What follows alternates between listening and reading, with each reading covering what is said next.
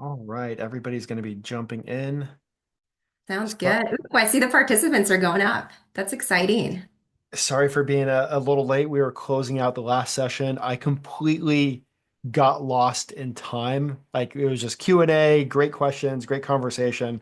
So sorry for starting a minute late. So real quick, one of the fun things about Zoom webinar is I have to actually reset up the chat every single time to make sure so everybody can chat or I'll start getting messages saying it doesn't work. Just to make sure I have it set up, feel free to drop in the chat where you are based out of and where you're tuning in. Colorado. Okay, cool. Awesome. Chat is working. So I just want to say thank you guys so much. My name is Benjamin Mena. I'm a 19 years in recruiting in the government contracting space. Pull together a group of elite recruiters to kind of put this together because we're watching what's happening in the industry. We are seeing the impacts, and what we want to do is use our knowledge to help you guys get ahead. And I am so excited to share Stephanie with you guys. Stephanie is actually one of my favorite recruiters in the government contracting space. Make sure to follow her on LinkedIn. She is a wealth of knowledge, absolutely sharing how to get ahead, how to land that next role. Because if you're in GovCon, if you're in DoD, if you're in the federal space, it's a completely different beast than the rest of the world. And Stephanie is one of the best when it comes to sharing that, which is why I actually want to invite her here to share with you guys. So, Stephanie, the floor is yours. Awesome. Well, thank you, Ben. Hello, everyone. That was quite an intro. Like Ben said, I'm Stephanie Holman. I actually recruit for MetroStar, and I recruit in the government contracting space. So, intel, defense, national security. That is about as much as I'm going to tell you about me because this session is really about you and preparing you for screenings, right? They can sometimes be anxiety provoking. So, I just want to tell you, what they are, why we do them, what to expect and how to stand out. You see my QR code there. I'm very active on LinkedIn. Please connect with me. Let me know how this goes.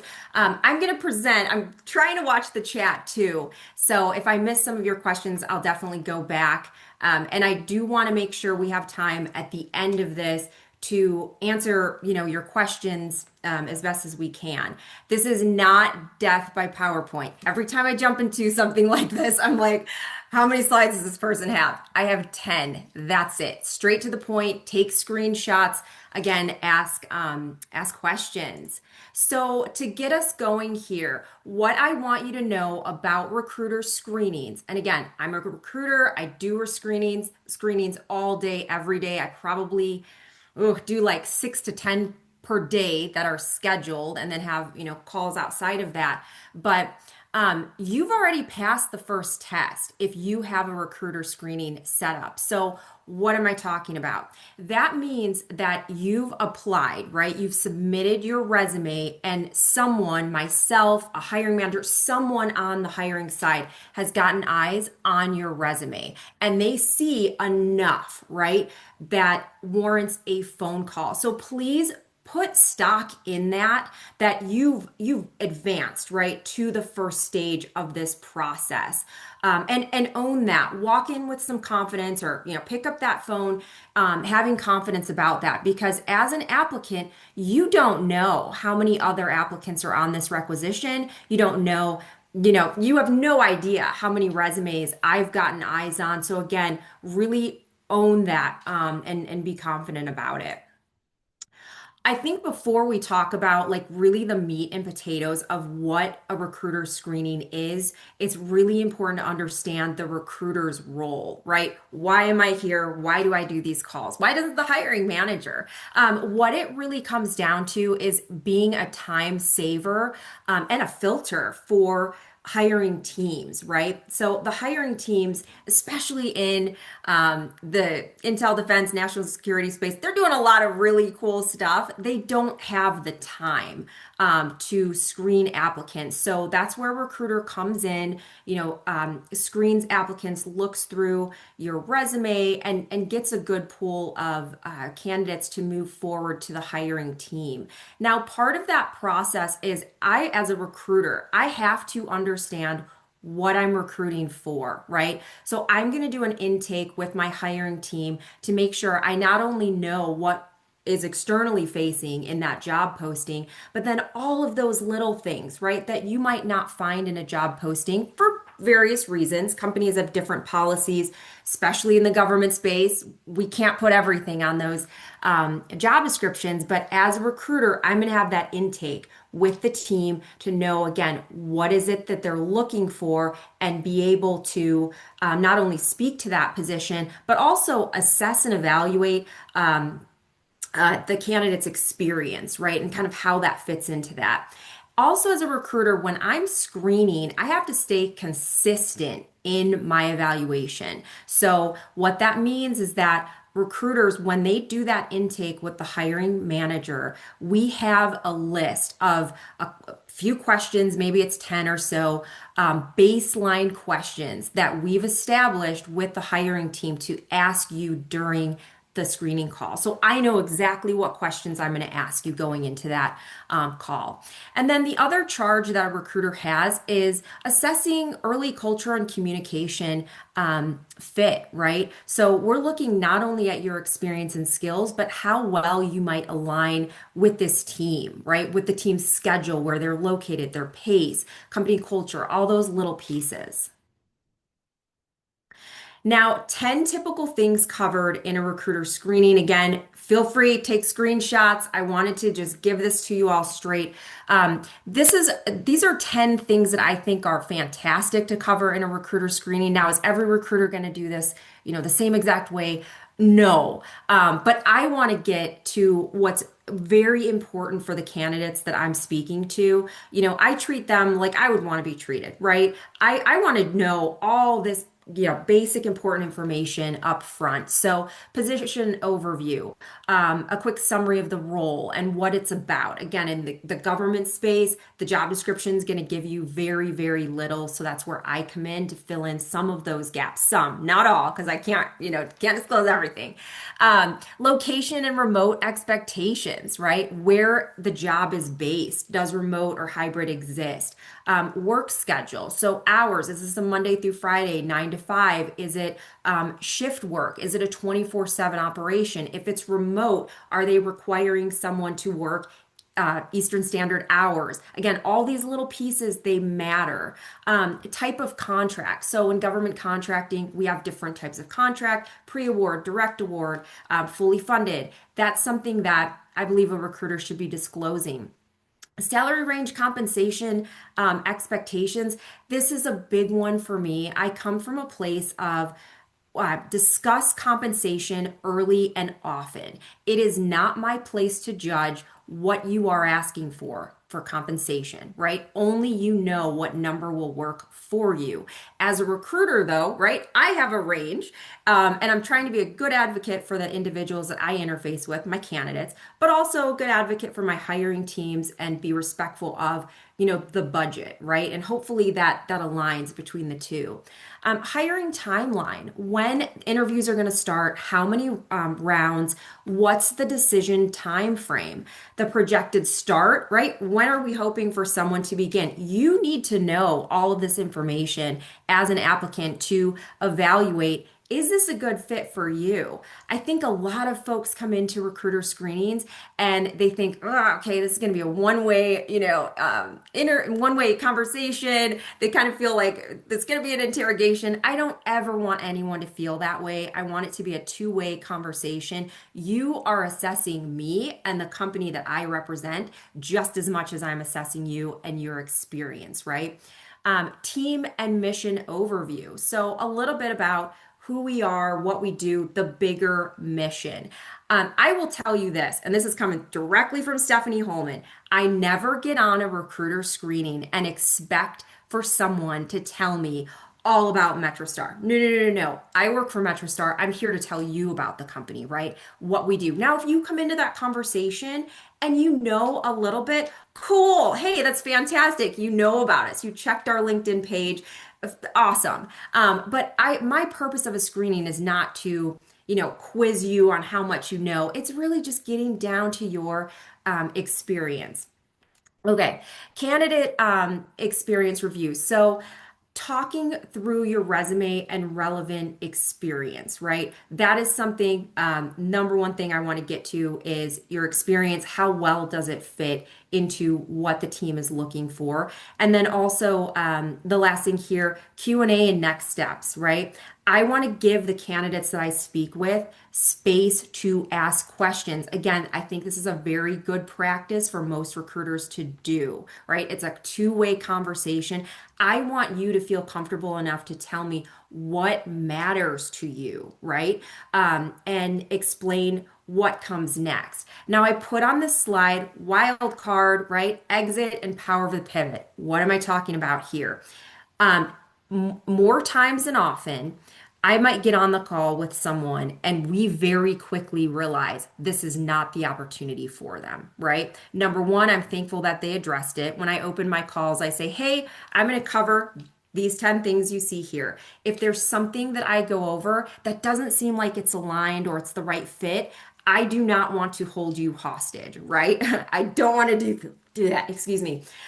So what I want to do is talk through it and identify, is there something else that you might qualify here for with us? And that's the power of the pivot, right? Pivot on. Most teams have pretty large recruiting teams and recruit for a number of different roles. Your time is really valuable. If you take anything from this session with me, own that. Your time is valuable. You are getting on a recruiter screening and giving up 15 to 30 minutes of your time. I try to respect that. I know a lot of other recruiters try to respect that, but please, own that and own it in the sense of this is your time. Ask the questions that you want to ask to make sure this is, something that is going to work for you. Okay, so now that you know what's covered, I know I could go on a tangent on this because I get really fired up about it. Let's talk about how to prepare and show up strong for a screening. So, top 5 ways that I would say you can prepare for a recruiter screening call. Scheduling strategically, right? So typically when I review resumes and I'll pull, the top few, I will send an email to that individual saying, hey, here's my schedule. Please let me know what your earliest availability is, right? Take the earliest available time slot if you can.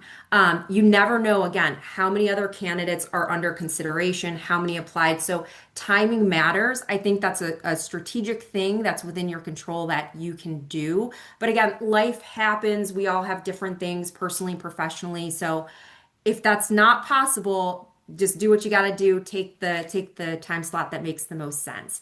Next thing here, have your resume ready. So what I would do as an applicant is have your resume, pulled up on your computer or have a hard copy in front of you so you can easily follow along with what the recruiter is referencing or inquiring into on your resume.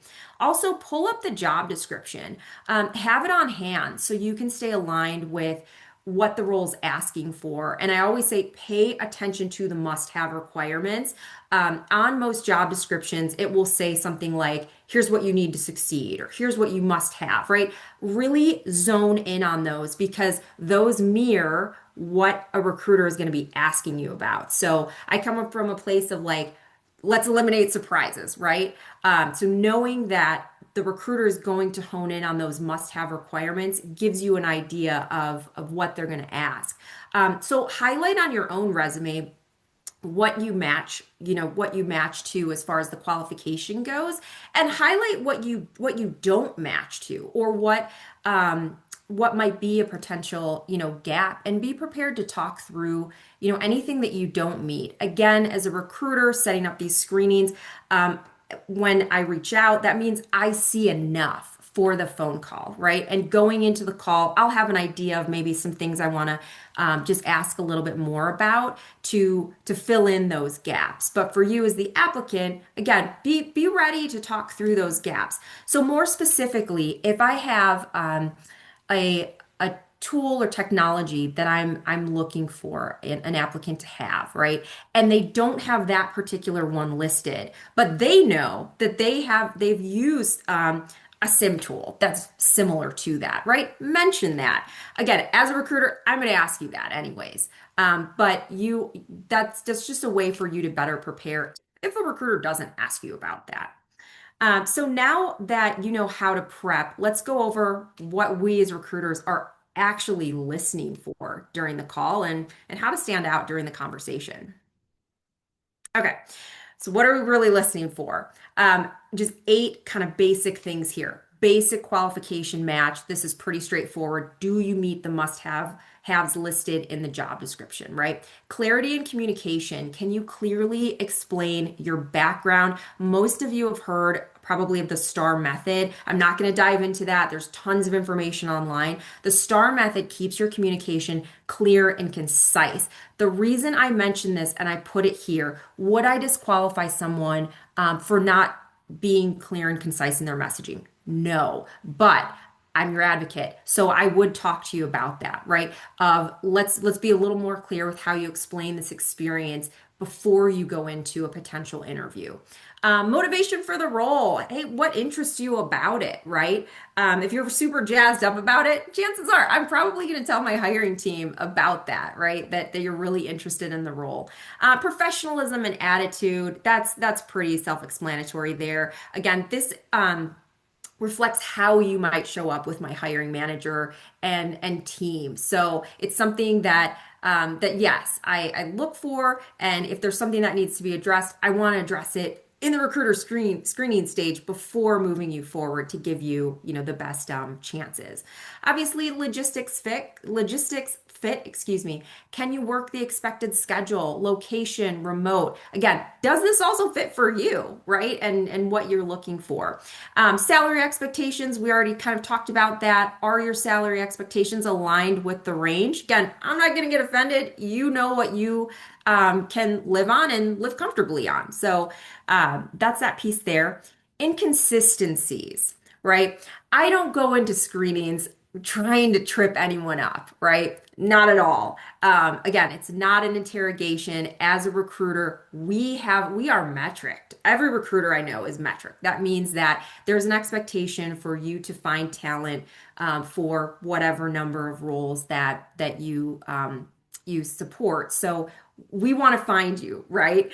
And make sure we're also hitting our goals. So the resume response, mismatch inconsistencies. For me, that really comes down to, can you speak to your experience? So I'll give you an example. I recruit for a lot of senior level engineering roles that are Kubernetes based, right? So I will get resumes that have all sorts of Kubernetes information on it. And then when I'm speaking with someone, it's very clear that, oh, this individual actually only has a foundational kind of level of Kubernetes. They haven't actually deployed, hardened, secured, and all this stuff, right? So as a recruiter, we're trying to figure out, okay, what experience do you actually have? What level of hands-on? And then is there enough, right? Is there enough to work with? Or again, can we pivot you somewhere else if there's not? And talking about that, additional areas of interest. You know your experience better than anyone else. What else interests you, right? If we are on this call again and we identify very early on, like, ooh, okay, this is not going to be a fit for you schedule wise or compensation. Well, okay, we've got 10 more minutes. What else are you interested in, right? Here on our team, I think we have about 7 or 8, recruiters. We all cover down on different things. Again, there's a lot of pivoting that goes on behind the scenes. So go into these calls knowing like, okay, this might not be the only role, right? That we have time to chat about. So now that you know what recruiters are really paying attention to, let's dive into how you can show up ready and make a good first impression. All right, so be on time, right? It shows that you're serious and respectful of that recruiter's time. But I will say this, life happens. Life's unpredictable, things pop up, right? So just generally, if you can't make the call, let me know 5 minutes before, no harm. Create a distraction-free space if possible. I really want to emphasize if possible, right? The reason for this is as a recruiter, we are actively trying to listen to your experience and we're also taking notes, right? So if you ever do a screening with me, I'm going to tell you, you're going to hear my keyboard in the background because I'm recording notes that are going to be added to your resume and will go to the hiring manager. So we're actively listening, right? And you want to make sure that that recruiter you're talking to is capturing your experience correctly. So again, I say if possible, this is your time. You're not being paid for a screening. Would I not move someone forward? And I'm just going to be straight up about this that has a child in the background. Absolutely not. We will work through it. I will say, hey, pause. Did you just say this? We will get through this. I'm a human, you're a human, we're all humans here. So just again, if possible, have materials ready. Like I mentioned earlier, have your resume ready in front of you, the job description, a notepad so you can take questions as well. One thing I stress in my own screenings is I'm going to throw a lot of information at you really fast. And some of the customers that I support, these folks don't see coming because they're not on our website. I can't talk about them, on LinkedIn. So it's a lot to take in. They might have questions now or later. And after the conversation, you might have additional questions. So for me and my candidates, I'm like, hey, if you have a question in the future, let me know. But the notepad is just a way, quickly kind of jot down some things for follow up. Know your story. Again, practice a quick summary of your background, what you do, what you're looking for. And I think a recruiter is a great person to practice with, right? Because if you're going into an interview and maybe you need to practice your 30-second elevator pitch, practice it on a recruiter. Ask them, hey, was this okay? Did I explain that correctly?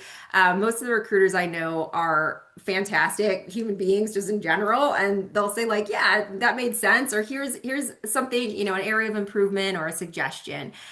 Be professional and kind. We remember you. I cannot stress this enough. I feel like kindness is so just kind of underrated right now. And recruiters remember the candidates that were just a joy to work with, right? Or just kind.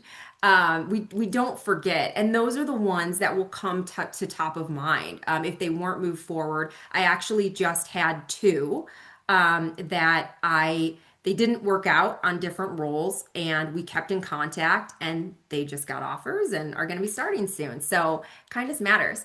Okay, so let's talk about powerful questions that make an impact. So here's some good questions that I think anyone could ask that'll give you a little more insight. Addressing potential concerns. The context here of why I added this. A lot of companies will not give you feedback for different reasons. Usually it's legal reasons. They won't give you feedback on why you weren't moved forward, why you didn't pass the interview, right? So what can you do? If you're in a screening, you can ask that recruiter, is there anything you don't see on my resume that could hold me back for this position, right? Get your notepad, jot it down. That gives you insight into what you could possibly be missing, and then you could work on for the future.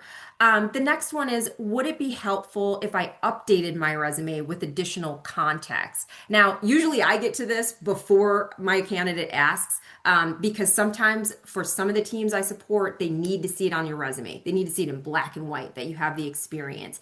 But again, if you're in a recruiter screening, a gap is identified, but you do have that experience, I would ask, hey, can I update my resume real quick before you submit this? That's up to you. Understanding the process. So again, I'm gonna beat this into the ground here. Your time is valuable, right? You have every right to understand the process. What are the next steps in the interview process? How many rounds are there, right? Are these interviews going to be virtual, in person? What is the typical time frame for making decisions look like? What should I wear? Some tech companies are very informal, right? You might be interviewed with a hiring manager that is just wearing a t-shirt, and others are wearing a three-piece suit. You can ask those questions.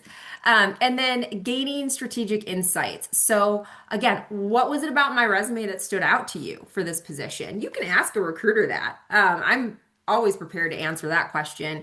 And then how would you describe the ideal candidate for this role beyond what's listed in the job description? So again, this goes back to what I mentioned earlier. As a recruiter, before I even start looking at resumes, I have that intake, that one-on-one with my hiring team to not only understand the position, but what would make someone successful in this environment, right? What characteristics, qualities are you looking for? That can kind of tip you off on the type of team that you're joining. So now I want to walk you through what happens after the recruiter screening. Okay, so 5 things here. Immediate feedback when possible. So if it's clear during the recruiter screening call that you're not a fit, right? The recruiter might let you know right away to save you time and theirs that, hey, a couple things missing here. Unfortunately, I'm not going to be able to move you forward. That's best case scenario to just let people know in real time to save not only their time, but also yours on the recruiting end. One thing I would just keep in mind there, although I am a technical recruiter, I know a little bit about a lot of a whole bunch of engineering roles. I don't pretend to be an engineer.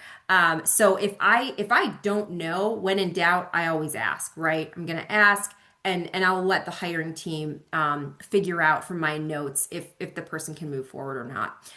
Recruiter documentation. If moving forward, a recruiter is going to compile detailed notes from your conversation and highlight key qualifications and attach those notes to your resume and profile. So when I talked earlier about having a noise-free environment, again, we can work through that, but it's really, really important for the recruiter to accurately capture your experience. I cannot stress that enough. I think that when folks think about recruiters, they think of the verbal side, right? And not so much the writing side. And I cannot stress how critical the writing piece of that is. I also see there's the chat's going off here, and I'm not trying to ignore that. I just can't quite get into that at the second.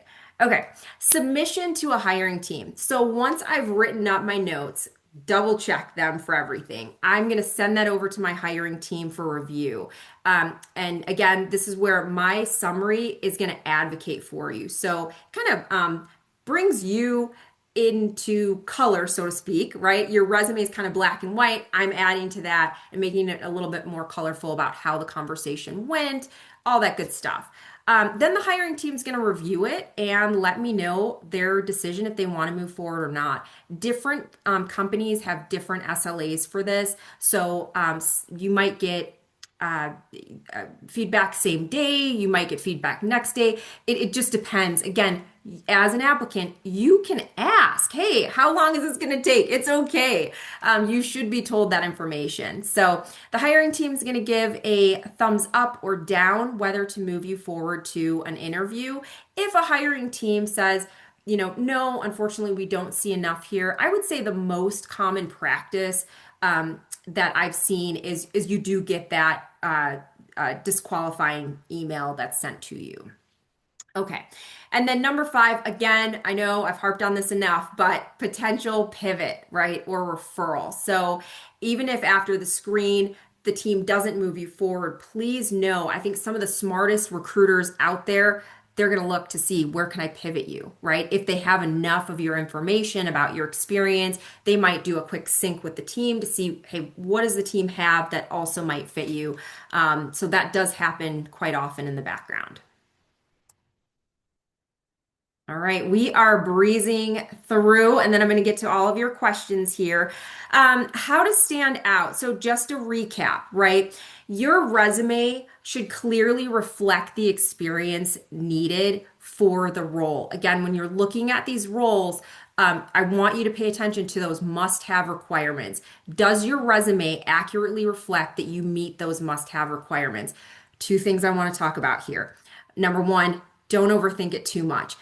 Anyone within your proximity, friend, family member, say, hey, can you take 10 seconds, look at this specific part of the job description, look at my resume. To you, can you see that it meets these requirements, right? That's, cost-free way that you can do that. And then as far as another tip goes, so I know it's really difficult for people to customize or tailor every single resume that you have. I get that. I don't want you unnecessarily wasting your time. But here's my tip as a recruiter. If you are looking at, for example, government contracting roles, analyst roles, I would go to 3 different companies that are in the same space and I would pull analyst roles at the same level. What you're going to see when you do that side by side comparison is there's common themes. And that's how you can further tailor your resume without tailoring every single one. So, again, how to stand out, try to make it very, very, very clear that you meet the requirements listed on the job description. Next one here, be ready to talk through your experience. Resumes, obviously, they're going to get you the call, right? Ideally to the recruiter screening call, but you also need to explain your experience, right? That keeps you in the running, and be able to expand on your work, tie it into the position if you can. And give a recruiter more than they're asking for. So what am I talking about? If you are asked a yes or no question, answer it, but add some context, right? Yes, I've done blah, blah, blah, blah. Add a sentence, add two sentences. Give the recruiter more than they're asking for. Kindness and curiosity, I already talked about this. It goes a long way. Yes, cultural fit matters. Be kind, right? If the role isn't a match, ask the recruiter, hey, is there something else that you see me aligned with elsewhere that can definitely open doors for you. And the last one here, don't be afraid to ask about next steps. I think I've said this 45 times now already, but you are giving up your time for a recruiter screening, 15 to 30 minutes of your life to the screening to hear more about the position, for you to tell the recruiter about it. Ask. It is okay to ask. You need to know very early on if this position might fit you or not. And I think a lot of our deal breakers are very similar, regardless of who you are, what your background is, right? If I were applying for a role, I need to know where that role location is located. I need to know the hours, right? The salary, is this going to fit, my life? Some of those expectations.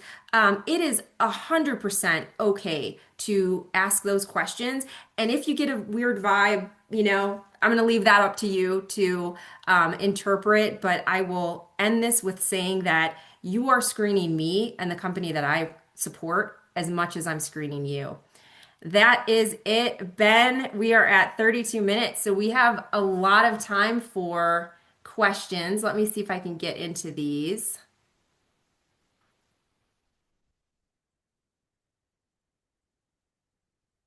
Okay, I'm going to stop the share.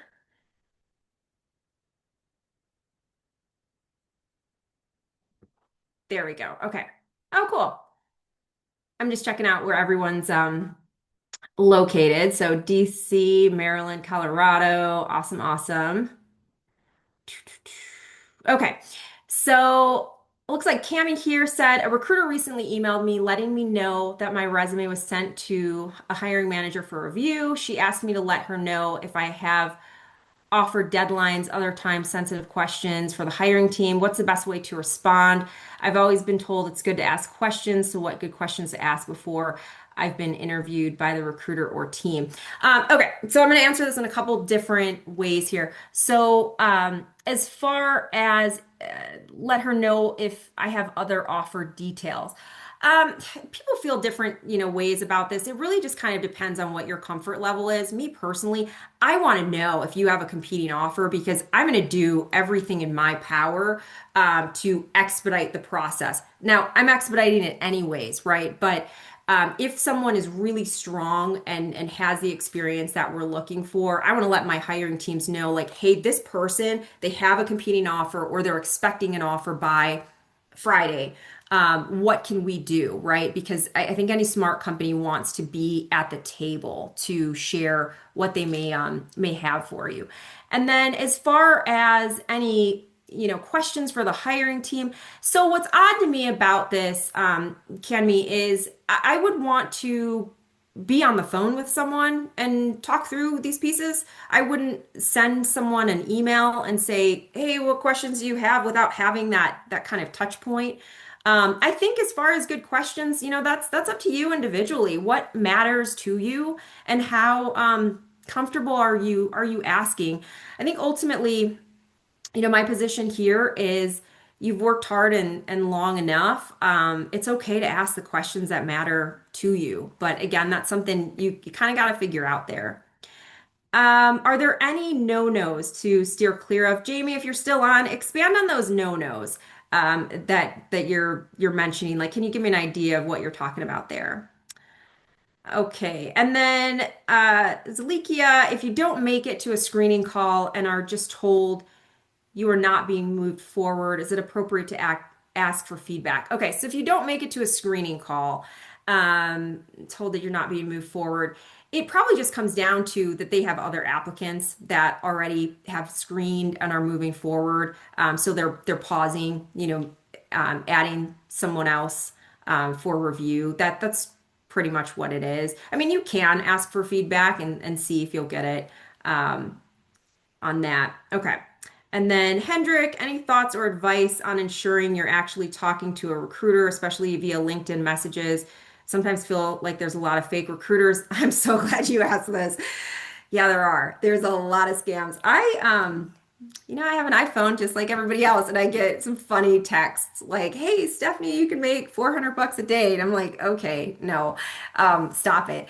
But yeah, so number one, I would steer clear of anyone that's reaching out to you with a Gmail or, Hotmail account or something. Like, I want to see that you actually work for the company that you work for, right? If someone's reaching out to you on LinkedIn, you can always say like, "Hey, I just want to make sure I'm interfacing with the correct person. Can you send me an email from your metrostar.com, address, right?" I don't think that's a crazy request to ask. I'm on multiple platforms because I'm a cleared recruiter. I'm looking for cleared individuals. So LinkedIn, Clearance Jobs, a couple others. And people ask me that all the time. Even with the profile that I have and a pretty good network size, they still want to make sure they're talking to me, especially at the senior level. I've even had candidates that have said, "Hey, can we jump on, Microsoft Teams with video?" Again, I just want to make sure I'm talking to the right person. And for context there, in the cleared space, a lot of these roles, they require what's called clearance verifications, where we ask for your PII, specifically your social security number, right? So, hey, awesome. I'll jump on camera so you're interfacing with me. Very, very good question there, Hendrik. Okay. Um, yeah, red flag behavior, Jamie. It goes back to professionalism and kindness. Years ago, I worked for a university. I was one of the frontline staff, and we had a hiring manager who would always ask after the interview, "Hey, how'd that person treat you?" And that always stuck with me, right? How did they treat the lowest perceived man or woman on the totem pole? And so, red flag behavior is just those kind of behavioral things, right? Don't be rude, don't be condescending, that sort of thing. Okay. Yeah, so Jamie, yeah, just lack of professionalism generally. And then Andrew says, "I know that this is technically before the recruiter screening, but I'm wondering if you have any advice for getting the attention of recruiters after an application. I've sent a lot of LinkedIn messages in the past and seen a response on maybe 2%. Gosh, yeah, it's really, really tough. So, not every recruiter is like what I would say active on LinkedIn, like they're posting every day. And the reason for that, it's not because they don't care, it's a lot of time. My own profile, if you check that out, a lot of what I'm doing is before work, after work, it's on the weekends. It's just something that, I want to build out personally. But others might not have the same bandwidth for that. I mean, you can look up the company and see the postings, and if there's a recruiter tied to that position, you can reach out to them. But that is a common barrier that folks run into, right? They're reaching out and not getting a response because it comes down to bandwidth, quite honestly. So I don't really have like a hot tip to give you as far as getting around that. It's just going to depend on who you're reaching out to. All right, Jerry. I had a recruiter ask me for follow-up questions for a hiring manager about 2 months ago, government adjacent, and I'm still under review. I've tried following up twice and no response. Jerry, I hate this for you, man. No answer is an answer, and that's my best answer. I didn't practice that, by the way. That just rolled out pretty smooth. Um, but I think that's an answer, right? It's they're clearly communicating no response. I at that point would feel like, okay, my time's not being valued here. Where else can I spend my time? Um, I think that if someone's interested in you, generally they're going to make it known. So I hate that that's happening to you. One thing that you can do as well as others, if you are sent a survey after you screen or have some type of touch point, be honest in your survey. Most of those surveys are anonymous. I wouldn't go ham and really like nail someone, but I would just say, hey, I was really interested in this. Tried following up a couple times. I didn't hear back. And who knows who's going to review that? Might be HR, might be an executive team. And that's something, I think that needs to be fixed in that organization's processes. So sorry to hear that. Ben, that is it that I see in the chat.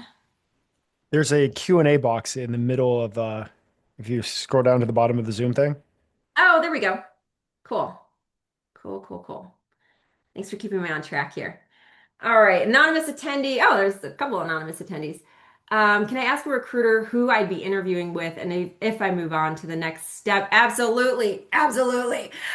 You should not only get, I will say this, their first name, maybe not last, but you'll get their first name. And I would also ask, like, what position are they in, right? You can also look them up on LinkedIn. Now, I would not go sending them a message, don't do any stalker stuff. But check out their profile. I think that's fair game. I always like to know who I'm talking with because that gives me context of their background. And then I look for just commonalities, right? Oh, this person worked in higher ed 20 years ago. Hey, so did I. I think that's fair game. Really good question there. Um, how to react to automatic bulk, no reply emails with rejection. Don't. It's not personal. I know it feels really personal, but it's not. And some of that auto rejection there, when you apply for a role, right? A recruiter can set what's called knockout questions. So, example, if I have a role and it requires a secret clearance, right? It's not something that we can sponsor. It requires a secret clearance, and I have folks that apply to that position and they don't have a secret clearance. I can set a knockout question that will send an auto rejection to them. The reason I say don't react, I really want to get down to the human piece of this. Protect your mental health. It is really, really tough. It's a tough market. It's tough to get a bunch of rejections. And so I think you have to be really mindful of where you spend your energy and what you get spun up about. I'm not saying you're getting spun up here, Anonymous, but like guard yourself from that. Just try not to take it so personally. Um, okay, so Jerry, so one thing I found difficult with government adjacent is I only have a public trust, do not know many companies sponsor, secret. How would you combat that? Ask them if you get to a recruiter, ask them, hey, do you have any roles that are coming up? There might be work behind the scenes you don't know about that's coming down the line that could offer sponsorship, or just ask them, hey, where do I look, right? This is a common question that I get. So on my LinkedIn, at the top of my page, I have a video tag of like, how do you look for roles that are offering sponsorship? There are people out there who will help you, right? Who throw you a bone, give you a crumb to send you in the right direction. It's just a matter of finding them. What I tell my own kids, stay after it, right? Like, stay after it. So don't just give up at the first no or running into the first wall. Okay. How does a recruiter make money? Oop. Are they paid more? It just kind of depends on the company you work for. I'm salaried. I don't have a problem, saying that at all. But yeah, I can't really address that broadly. It's going to depend on the organization that you support. How to employ AI in tailoring your resume. I think, AI is cool. Lean into it, see what it's capable of. Throw your resume into ChatGPT, compare it against a job description and ask it, like, what are the gaps, identified here with the must-haves. But here's what I'm going to say about using AI.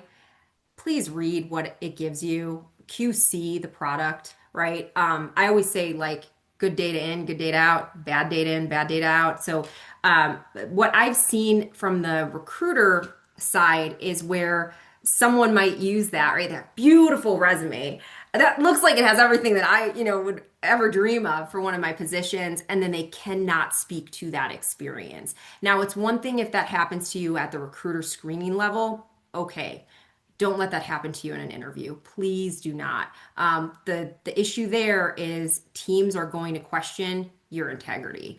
Um, don't put yourself in that position. So that's all I'll say on AI.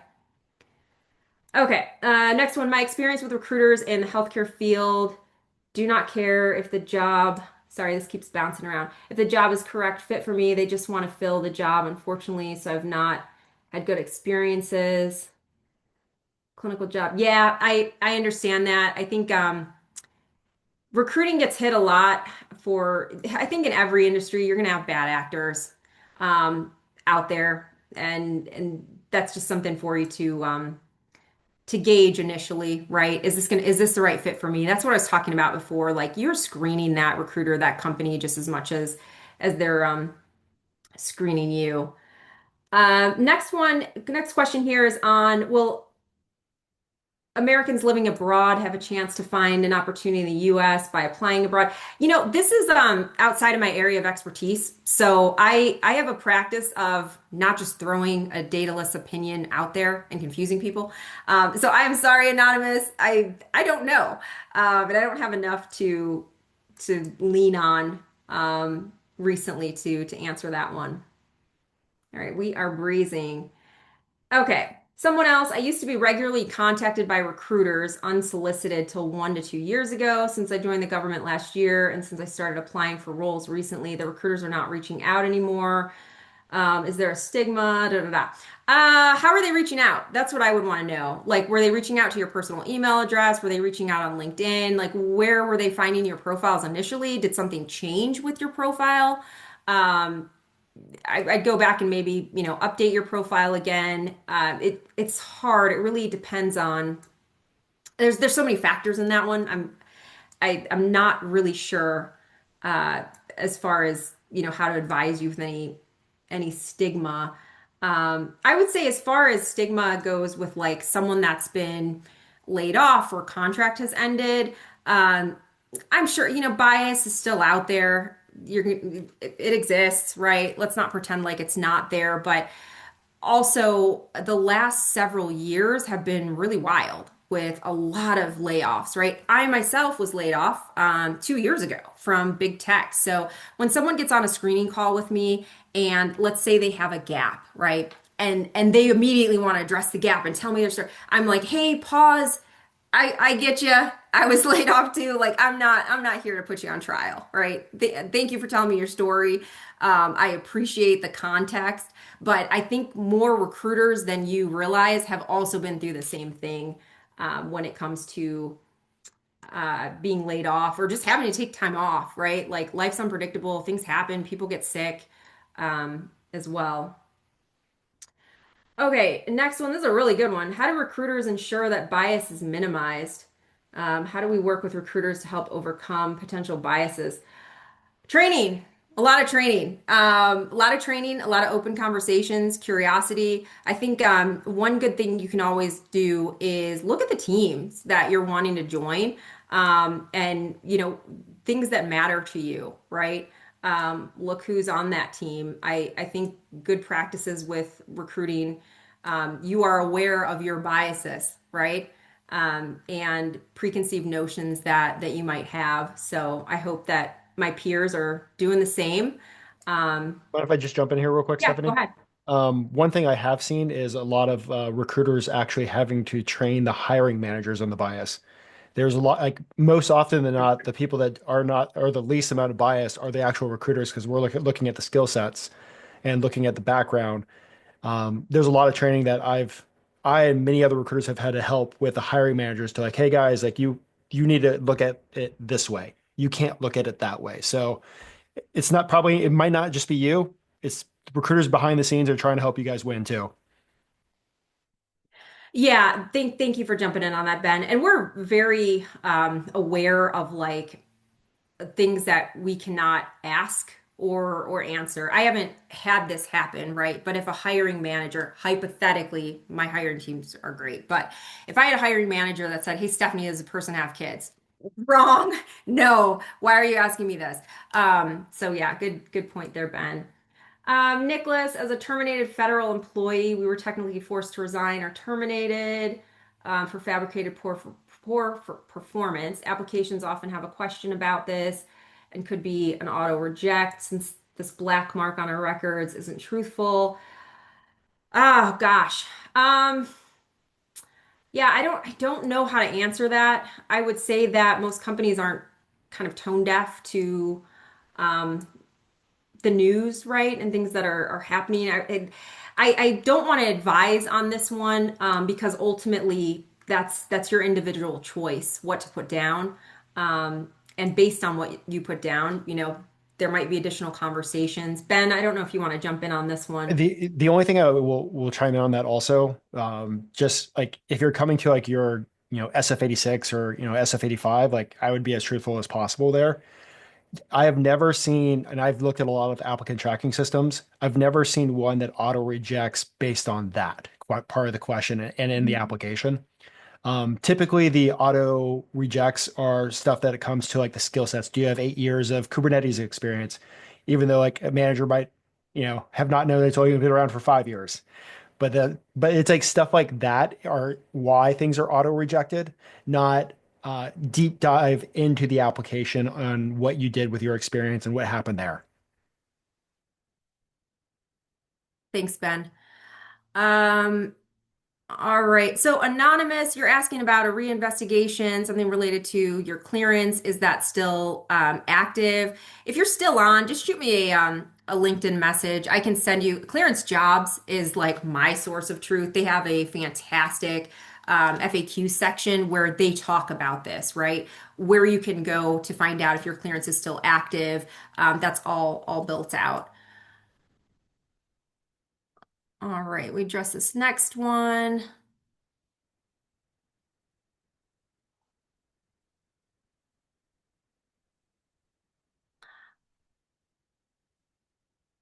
Okay, do you recommend trying to connect with a recruiter or recruiting team to help find you a job? Ooh, I'm glad you asked this. So I think there's a lot of folks out there that are just kind of confused, right? Of like what a recruiter does. So you have different types of recruiters. You have a staffing agency recruiter that might work with multiple companies, right? And then you have headhunters, right? They have more of a one-on-one type of set up with someone to find that person the targeted role that you're looking for. And then you have recruiters like myself who support one company and one company only. I get a lot of messages just like this, just saying, "Hey, can you help me find a role in X, Y, and Z?" And that's not where I can spend my time. I usually give folks tips and where they can, get some assistance, especially military. There's a lot of resources out there. But I work for MetroStar, right? And only MetroStar. So I have to spend my time accordingly. Really good question there. Glad that you asked that. All right, just looking through